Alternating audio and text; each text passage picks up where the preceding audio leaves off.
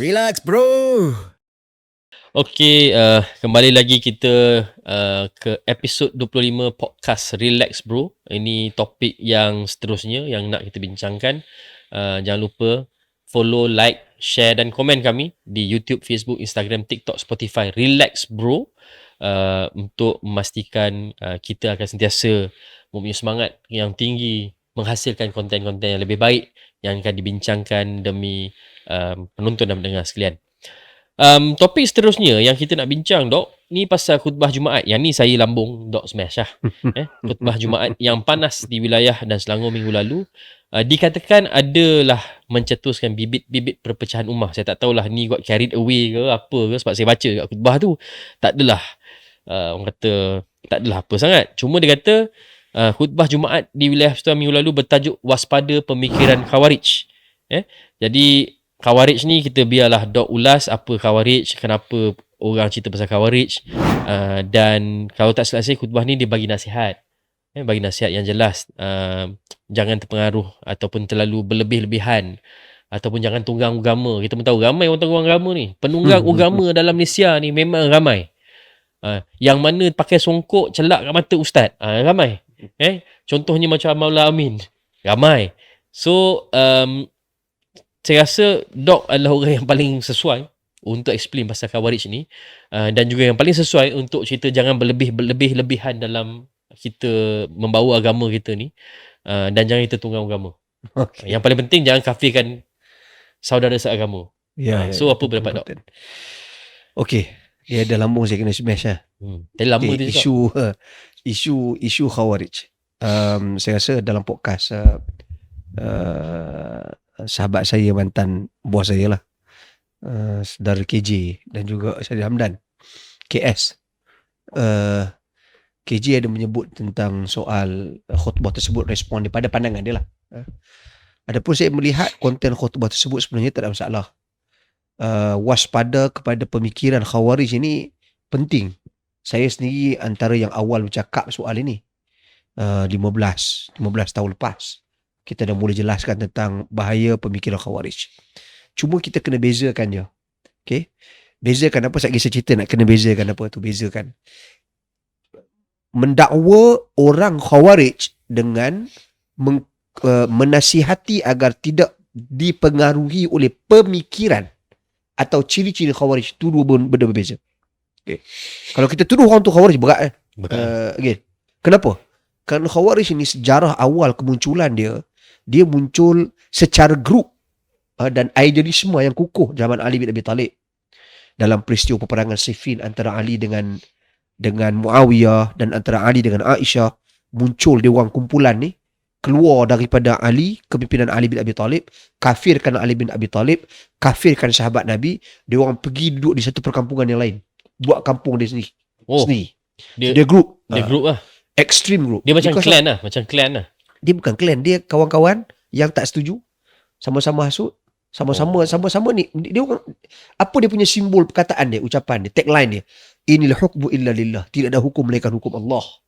Wah, ekstremis ni. Dia jangan, ayat tu betul. Sebab tu kata Ali bin, tagline dia tu. Sebab tu kata Ali bin Abi Thalib, kata kalimatul haq urida bihal batil. Kata-kata tu benar. Ayat Quran tu. Cara dia buat tu. Surah Yusuf ayat Quran. Inil hukmu illa lillah. Tidak ada hukum melainkan hukum Allah Subhanahu Wa Taala. Tetapi pemahamannya, maksud yang mereka ambil daripada ayat itu adalah batil. Kata Ali bin Abi Thalib. Okey.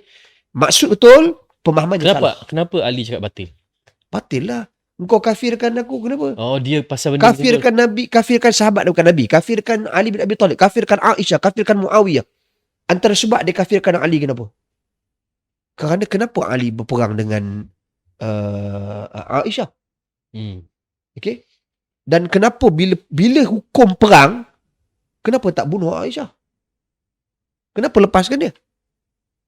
Okey, sepatutnya bila hukum perang kamu kena bunuh. Kamu tak tegakkan hukum Allah. Itu dia punya ni. Itu dia punya hujah dia. Antara lagi dia hujah. Ini dialog ni direkodkan, Ibnu Abbas radhiyallahu anhu rekodkan ketika dia pergi dialog dengan dia orang. Kenapa kau orang kafirkan Ali bin Abi Talib? Dia beritahu satu-satu. Antaranya sebab Ali buang perkataan Amirul Mukminin. Umar pakai perkataan Amirul Mukminin. Ali bin Abi Thalib tak guna perkataan Amirul Mukminin sebagai gelaran kepada dia. Macam kita katakan Datuk Tan Sri lah. Tapi Umar pakai gelaran yang baik lah. Amir, ketua bagi orang beriman pada waktu tu, khalifah lah. Ali tak pakai perkataan tu.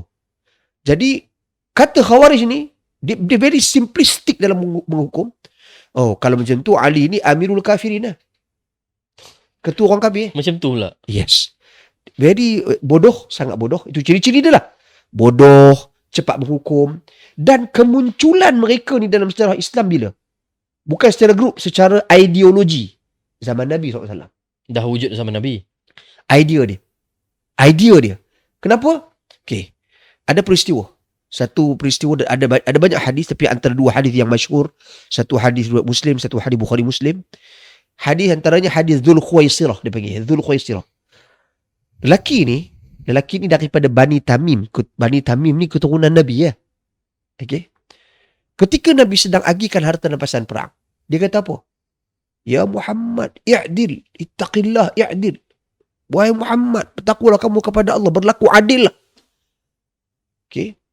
Dia suruh Nabi SAW berlaku adil. Nabi kata apa kat dia? Wailak, celaka kau. Okay. Wa man ya'dil idza lam a'dil. Siapa yang akan adil kalau aku ni tak adil?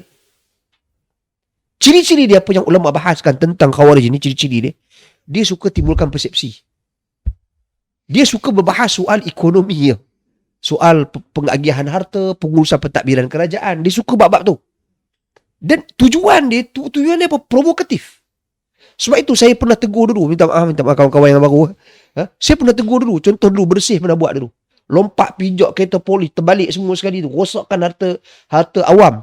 Vandalism dan sebagainya. Bersih dulu. Kalau ingat, demonstrasi dulu. Tahun 2016 ke 17 yang teruk. Yang ramai-ramai dekat Sogo dulu kan. Saya tegur, saya tak kata Khawarij kumpulan ni, tapi saya kata berhati-hati dengan idealisme Khawarij. Bahaya. Sebab apa? Provokatif. Yang akhirnya hari ni, orang yang bercakap pasal soal harga barang, bercakap soal harga minyak, bercakap soal harga tol dan sebagainya. So hari ni apa dia punya ni dia? Dia duduk dalam kerajaan lah. Dia duduk dalam kerajaan dan tak boleh buat pun. Susah. Orang yang dulu bercakap pasal soal teks, hari ni teks lagi tinggi. Okay? Tapi nak buat macam mana? Dah jadi kerajaan. So kita kena cuba buatlah yang terbaik untuk rakyat. Tapi kalau dulu mengkritik, inilah. Kalau dulu ciri-ciri Khawarij yang muncul dulu dalam sejarah Islam, itu sifat dia. Sebab itu bukan salah kritik. Okay, kena bezakan. Mengkritik individu direct kepada pemerintah. Contoh, buka aib dia, cerita hal dalaman dia. Itu salah dalam Islam. Betul tak boleh. Tapi kalau sekiranya you menegur soal dasar, soal pokok dan sebagainya, itu dituntut dalam Islam. Cuma metod you menegur macam mana? Adakah metod dengan berlompat-lompat di jalan? Adakah dengan metod pecahkan, rosakkan harta awam? Tak boleh. Metod menegur tu kena betul. Sebab itu Muawiyah bin Abi Sufyan, saya pernah cerita dekat sini, hadis Muawiyah. Bila Muawiyah try test rakyat dia, masa dia jadi khalifah. Dia kata apa pada rakyat dia? Dia kata dekat rakyat dia, dia baca khutbah. Dia baca khutbah, dia kata, hadzal mal maluna wal fai'u fai'una. Harta ini adalah harta kami. Harta pemerintahan negara ni. Dan juga harta rampasan perang ni harta kami. Kami boleh guna ikut suka kami nak. Tujuan ni nak test. Kali pertama dia cakap, orang tak cakap apa. Kali kedua, Jumaat yang kedua, orang tak kata apa lagi. Jumaat yang ketiga, ada seorang lelaki bangun. Lah. Okay. Sesungguhnya harta kerajaan pembendaharaan negara, inna hadzal mal maluna juga. Harta itu harta kami juga. Wal fai'u fai'una, harta rampasan perang itu harta kami juga. Macam biasa tengok konsep ni. Dan barang siapa yang lawan kami, tak bagi kami ambil hak kami, apa kata lelaki ni yang angkat tangan tentang tegur Muawiyah ni, kami akan tentang dengan pedang-pedang kami. Okay, walaupun bunyi ganas, tapi Muawiyah bin Abi Sufyan atas pentas tu, atas mimbar khutbah, habis khutbah, habis solat, dia turun, dia cari lelaki ni. Dia peluk, dia syukur, dia terima kasih. Kenapa? Kerana dia kata, aku test 3 kali dah, tak ada siapa tegur. Engkau lah orang yang menegur aku. Kenapa? Kerana aku teringat hadis Nabi kata apa? Akan datang pemimpin-pemimpin yang yaquluna wa la yuraddu alaihim. Mereka bercakap tapi tak ada siapa kritik. Sebab apa? Terbaik bos. Terbaik bos. Dia hak macam ni ada. Bila ada hak macam ni, terbaik bos. Semua bos betul semua. Kata Muawiyah apa? Yataqahamuna finnar kataqahumil qirdah. Depa ni akan melompat dalam neraka seperti beruk melompat. Jadi pemimpin ni sebenarnya kita kena welcome orang kritik kita. Tapi orang yang nak kritik tu jangan bercirikan Khawarij. Khawarij ni apa? Dia cari isu personal. Dia attack benda-benda yang dia tak tahu. Sebab tu ciri-ciri Khawarij ni antaranya apa? Ruwaibidah kata Nabi. Apa dia? Ruwaibidah ni. Golongan-golongan yang mana pemikirannya cetek, bodoh. Bodoh tetapi nak bercakap tentang urusan manusia. Tu ciri-ciri dia. Dia tak faham ekonomi, nak ulah ekonomi. Dia tak tahu bagaimana tol. Susah nak dihapuskan. Sebab apa? Sebab terikat dengan konsesi. Tapi dia habak, hapus tol besok. Biasa dengar tu. Bagaimana dengan soal minyak? Contohnya. Susah nak turunkan harga minyak. Tapi nak cakap juga. Boleh turun. Lepas tu soal harga ringgit dan sebagainya. So ini contoh-contohnya. Tapi hari ni bila kita jadi kerajaan, kita tahu Allahu Akbar. Sama macam Muawiyah bin Abi Sufyan. Bila dia jadi kerajaan, sebelum dia jadi kerajaan, dia kritik Ali bin Abi Talib. Dia kata Ali tak boleh lah, Ali bin Abi Talib. Bukan dia kritik kerana dia benci Ali, tidak. Dia sayang Ali bin Abi Talib. Muawiyah seorang khalifah yang sangat baik. Okay. Cuma Muawiyah ni dia merasakan ijtihad Ali ambil itu tak betul. Sepatutnya Ali gagal prioritaskan, berikan keutamaan kepada penangkapan pembunuh Uthman. Sepatutnya itu kena dahulukan untuk nak pulihkan fitnah pada Muawiyah. Tapi akhirnya bila Muawiyah jadi pemerintah, dia terfikir balik, dia berpendirian bahawasanya apa yang Ali buat tu betul. Mungkin ada kebenaran dia. Sebab apa? Sebab pada waktu tu Ali perlu apa? Bila orang pecah, apa yang diperlukan? Perpaduan. Satu, padukan, wujudkan kestabilan politik, baru kita boleh ambil tindakan ke depan. Macam tu juga kita hari ni. Kita hari ni sekarang ni kita dah berpecah. Kita nak berpadu demi kestabilan sebenarnya. Mungkin kita ada benda tak setuju dengan rakan-rakan kita di sebelah PH. Mungkin PH tu ada tak setuju kepada UMNO dan BN. Jangan ingat kata kita boleh tak setuju dengan PH. PH mesti kena setuju dengan kita. Tak semestinya. Ada benda dia orang tak setuju dengan kita juga. So tapi masing-masing kompromi demi kestabilan. Ini yang perlu kita faham dalam memahami politik Islam. So cantiknya kisah-kisah sejarah dulu ni, dia telah memberikan kepada kita gambaran yang cukup jelas bagaimana kita bersikap lebih adil nak kritik. Bukan tak boleh kritik, bukan haram kritik, tak. Kena kritik tapi metodnya kena betul. Kaedahnya kena betul. Bahasa yang digunakan kena betul. Kena ada ilmu, kena ada pengetahuan, bukan bertujuan provokatif. Kenapa? Kerana bila sampai masa dia, kita akan termakan dengan janji-janji kita, dengan kritikan kita yang lampau. So ini saya kira muhasabah. Sebab Gil, to be fair, semua dah pernah jadi kerajaan, semua dah pernah berjanji, semua dah pernah berhadapan dengan tak tunaikan janji, semua dah pernah berhadapan dengan janji-janji tak boleh buat. Semua. Cakap senang. Samalah. Yang ni RU 355, yang ni hudud, yang ni, janji ni, semua dah ada dah. Okay? So semua dah alami. So kita mengharapkan ke depan ini, biarlah kita berjanji benda yang betul-betul kita boleh buat ataupun yakin kita boleh buat. Kita tak nafikan ketetapan dan ketentuan Allah tu bakal mendahului segala-galanya. Tetapi biarlah kita menjadi orang yang adil dan amanah. So jadi pada saya, khutbah tu sangat baik. Saya puji. Kena sentiasa ingatkan supaya bukan, tapi saya tengok khutbah tu masih lagi, kalau boleh dirincikan lagi ciri-ciri tu, bagi jelas. Jangan bagi pokok ni tu lagi. Kenapa? Kita tak boleh nak hukum pembangkang. Pembangkang adalah Khawarij hari ni. Tak boleh. Itu salah. Sebab apa? Sebab demokrasi kita, sistem demokrasi berperlembagaan kita membenarkan keberadaan dan kewujudan pembangkang. Tapi pembangkang jangan bercirikan Khawarij. Kenapa jangan bercirikan Khawarij? Kalau kau menyalak, kau tak tahu apa. Kalau kau wawi. Itu yang kita kata tadi. Jangan setakat kritik, waktu personal, kritik, kutuk. Datang dengan solution. Datang dengan solution lah. So at least you be a better members of parliament. I mean, interesting lah Dok. Sebab apa? Kita ni kadang-kadang bila cakap pasal Khawarij ni, bila Dok explain semua, saya nampak banyak tau ciri-ciri yang Dok explain tadi tu dalam kalangan ahli politik kita. Memang banyak. Saya tak nak sebut siapa, saya tak nak sebut parti mana, tapi memang banyak. Sebab akhirnya bila sampai ke dinamik politik, ke dalam landscape politik tanah air kita ni, saya rasa kita jauh sangat daripada sifat matang politik. Jauh sangat.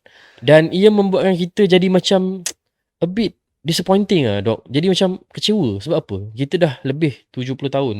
Dah lebih 60 tahun merdeka. Tapi kita punya pemikiran, kita punya level of politics, kita punya kaedah berpolitik masih level ni kan. Teruk lah. Satu lagi nak Teruk beritahu. Salah satu ciri-ciri Khawarij ni nak kena tahu. Dia gopoh.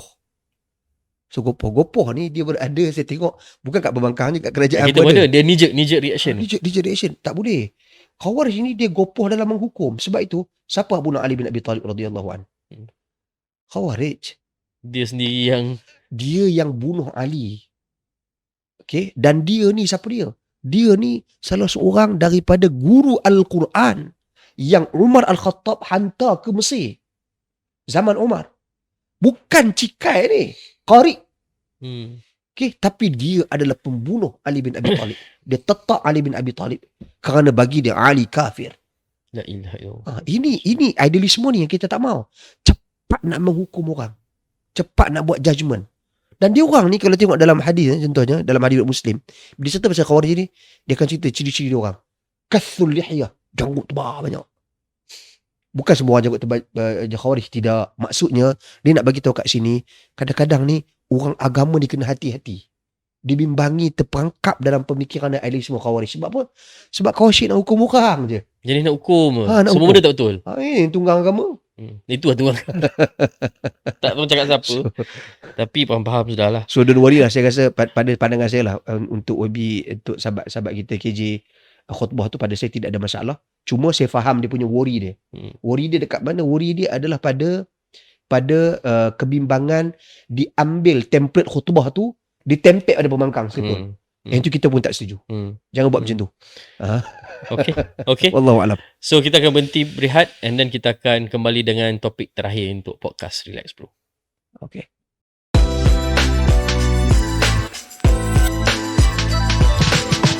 Relax bro.